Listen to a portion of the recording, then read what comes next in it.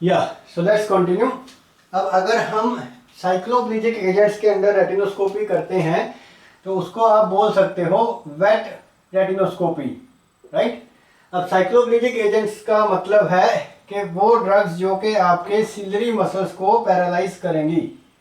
तो ciliary muscles को paralyse करने का मतलब है कि हम अकोमोडेशन को रिलैक्स करेंगे या पैरालाइज करेंगे, क्योंकि जो यंग एडल्ट्स हैं या जो चिल्ड्रन हैं वो काफ़ी हद तक उनकी जो अकोमोडेशन है वो एक्टिव होती है, जिसकी वजह से जब तक हम उस अकोमोडेशन को पैरालाइज नहीं करते हमें उनकी एग्जैक्ट जो रिफ्रैक्टिव एरर है वो नहीं पता लगती, राइट। तो अब ये जो हम साइक्लोप्लेजिक एजेंट्स यूज करेंगे ये एज के अकॉर्डिंगली हम यूज करते हैं। जैसे कि up to 5 years of age, 5 साल के बच्चे तक हम एट्रोपिन यूज करते हैं ऑइंटमेंट की फॉर्म में। और इस एट्रोपिन का रेटिनोस्कोपी में एक सब्सट्रैक्शन फैक्टर है, वो है 1 डायोप्टर्स, राइट। 5 साल से लेके 8 साल तक आप होम एट्रोपिन यूज कर सकते हैं, उसका सब्सट्रैक्शन फैक्टर है 0.5 डायोप्टर्स। 8 साल से लेके 14 साल की एज में आप साइक्लोपेंटोलेट यूज कर सकते हैं एज अ साइक्लोप्लेजिक एजेंट, और उसका सब्सट्रैक्शन फैक्टर है 0.75 डायोप्टर्स। अब ट्रोपिकामाइड जो है वो सिर्फ एक मिड्रियाटिक है और वो एक बहुत वीक साइक्लोप्लेजिक एजेंट है जिसको हम as cycloplegic agent generally use नहीं करते, राइट।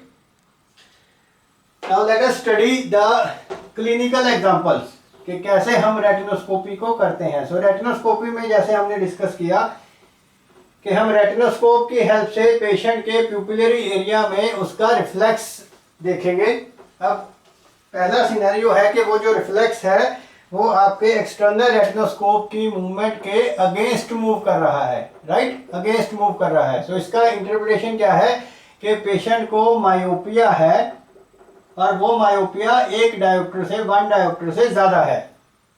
तो अब आप क्या करोगे कि रेटिनोस्कोपी का जो बेसिक प्रिंसिपल है वो है न्यूट्रलाइजेशन ऑफ द रिफ्लेक्स। तो the basic principle of retinoscopy is neutralization या न्यूट्रलाइजिंग द रिफ्लेक्स। तो जब भी हमने देखा कि जो रेटिनोस्कोपी का रिफ्लेक्स है वो अगेंस्ट मूव कर रहा है तो उसको हम न्यूट्रलाइज करेंगे। न्यूट्रलाइज का मतलब है क्योंकि वो अगेंस्ट जा रहा है तो हम पेशेंट की आई के आगे, ट्रायल फ्रेम के आगे पहले तो -1 डायोप्टर का ग्लास लगा के फिर से रेटिनोस्कोपी करेंगे। लेट्स से कि -1 से भी जो रिफ्लेक्स है वो अभी अगेंस्ट जा रहा है तो फिर हम -1 से बढ़ के -2, -3, तो ऐसे तब तक करते रहेंगे जब तक वो ओरिजिनल जो रिफ्लेक्स है या तो वो ऐसे स्प्लिट नहीं हो जाता। तो अगर वो रिफ्लेक्स स्प्लिट हो जाता है उसको हम बोलते हैं सीजरिंग ऑफ द रिफ्लेक्स, या वो जो रिफ्लेक्स है अपनी ओरिजिनल डायरेक्शन के ऑपोजिट डायरेक्शन में नहीं जाता। जैसे कि पहले अगेंस्ट था तो अब जैसे जैसे हम -1, -2, -3 लगा रहे हैं रिफ्लेक्स जो है वो अभी विद जाने लग गया। तो जनरली हमारा जो एंड पॉइंट है वो सीजरिंग तक रहता है कि जब रिफ्लेक्स जो है वो स्प्लिट हो गया या सीजरिंग होने लग गई तो तब उस पॉइंट को हम अपना एंड पॉइंट कंसीडर करते हैं। और जितने ग्लास से, जितने आपके स्पेक्टिकल लेंस से ग्लास से वो रिफ्लेक्स न्यूट्रलाइज हुआ उसको फिर हम ऐसे करके 2 मेरिडियंस में ड्रॉ करेंगे, राइट। अब ये आपका वर्टिकल मेरिडियन है 90 डिग्रीज पे और ये आपका हॉरिजॉन्टल मेरिडियन है 180 डिग्रीज पे। तो जितने भी पावर से वो रिफ्लेक्स आपका न्यूट्रलाइज हुआ उसको आप यहाँ पे लिखोगे। लेट्स से -3 से न्यूट्रलाइज हुआ, -3 डायोप्टर्स, और हॉरिजॉन्टली भी -3 से न्यूट्रलाइज हुआ, राइट। तो अब मान लीजिए ये जो रेटिनोस्कोपी है हमने 1 मीटर्स के डिस्टेंस पे किया है। तो जनरली हम रेटिनोस्कोपी 1 मीटर के डिस्टेंस पे करते हैं, पर जो कंफर्टेबल डिस्टेंस है वो आपकी आर्म्स लेंथ जो कि 2/3 ऑफ अ मीटर होती है।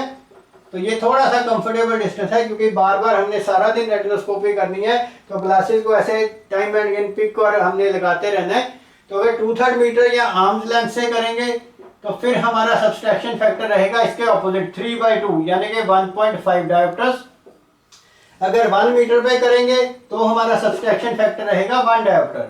बस यही बातों को हमने याद करना है। तो अगर इस केस की बात करें सो लेट्स से कि this is a patient of 8 years या 10 इयर्स जिसकी हमने रेटिनोस्कोपी की ये फाइंडिंग लिखी, और ये जो रेटिनोस्कोपी है let's say it has been done at a distance of 1 metre.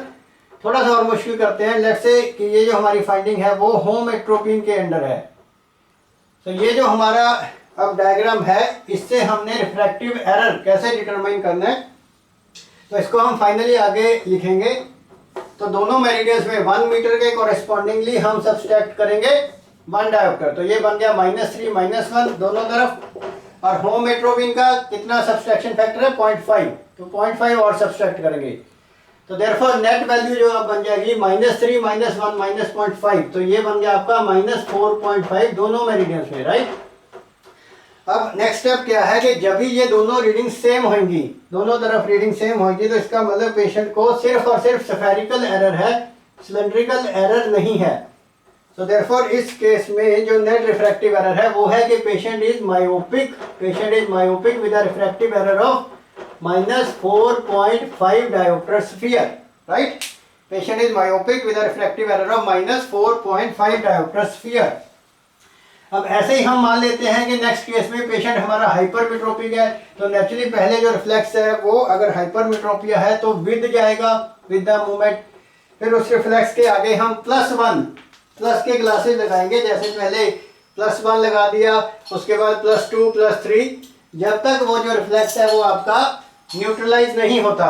तो न्यूट्रलाइज मतलब या तो सीजरिंग होगी या वो अगेंस्ट जाने लग जाएगा। तो जितने भी ग्लास से वो न्यूट्रलाइज हुआ उस पावर को हम इस डायग्राम में लिख देंगे दोनों मेरिडियंस में। लेट्स से +4 से हुआ और यहाँ भी +4 से हुआ।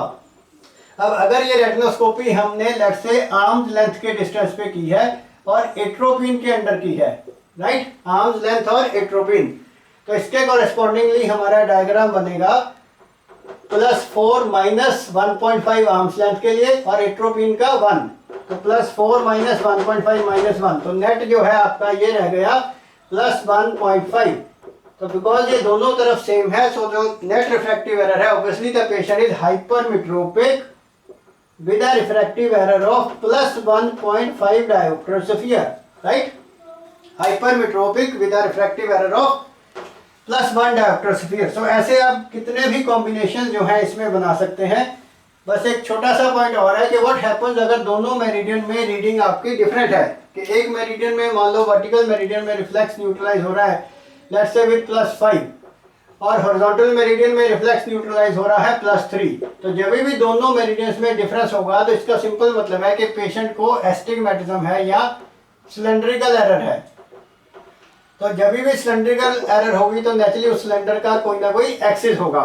तो इस डायग्राम के अकॉर्डिंगली हमारे पास 2 एक्सिस है, वर्टिकल का 90 और हॉरिजॉन्टल का 0 या 180।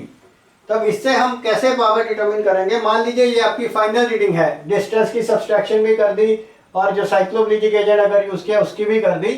तो अब इन दोनों में से हमने क्या करना है, किसी एक को हमने बेस चूज करना है, किसी एक को हमने बेस चूज करना है। तो मान लीजिए हॉरिजॉन्टल मेरिडियन वाला हमारा बेस है, तो ये एज इट इज ऊपर आ जाएगा स्फेरिकल वैल्यू में, तो ये बन जाएगा एज इट इज +3.0 का स्फीयर ऑब्लिक।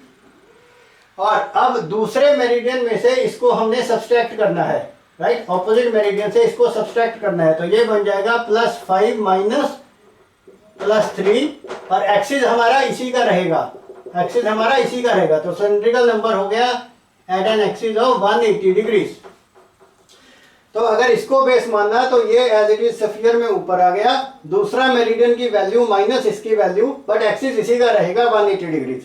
या दूसरी ऑप्शन है कि हम इसको बेस मान सकते हैं, तो ये सिमिलरली बन जाएगा +5 का स्फीयर। अब दूसरा मेरिडियन माइनस इसकी वैल्यू यानी कि +3 माइनस ऑफ +5 और एक्सिस अब ऑब्वियसली इसी का रहेगा यानी कि 90 डिग्रीज पे, राइट, 90 डिग्रीज पे। तो ये दोनों प्रिस्क्रिप्शन जो है हम पेशेंट को दे सकते हैं। अब इसकी प्रिस्क्रिप्शन बन गई +3/5 - 3 यानी कि +2, तो ये हो गया +2 का सिलेंडर एट 180, या इसकी ऑप्शन बन गई आपकी +3 माइनस ऑफ 5 यानी कि -2 का सिलेंडर एट 90 डिग्री, राइट। तो ये 2 पॉसिबिलिटीज आपकी बन गई अल्टीमेट प्रिस्क्रिप्शन में। अब दोनों में से भी आप डिसाइड कर सकते हो कि जो वैल्यू आपकी कम है, जैसे इसमें स्फेरिकल वैल्यू कम है और इसमें प्लस और माइनस का कॉम्बिनेशन है, तो ऑब्वियसली ये वाली जो रीडिंग है वो ज़्यादा बेटर एक्सेप्ट होगी। तो this will be the final prescription जो हम पेशेंट को देंगे। अब फाइनली एक चीज हम और पढ़ सकते हैं, इसी वैल्यू को, इसी सेम वैल्यू को अगर आप थोड़ा सा और डिटेल में सीखना चाहते हो तो उसको हम बोलते हैं ट्रांसपोजिशन, उसको हम बोलते हैं ट्रांसपोजिशन।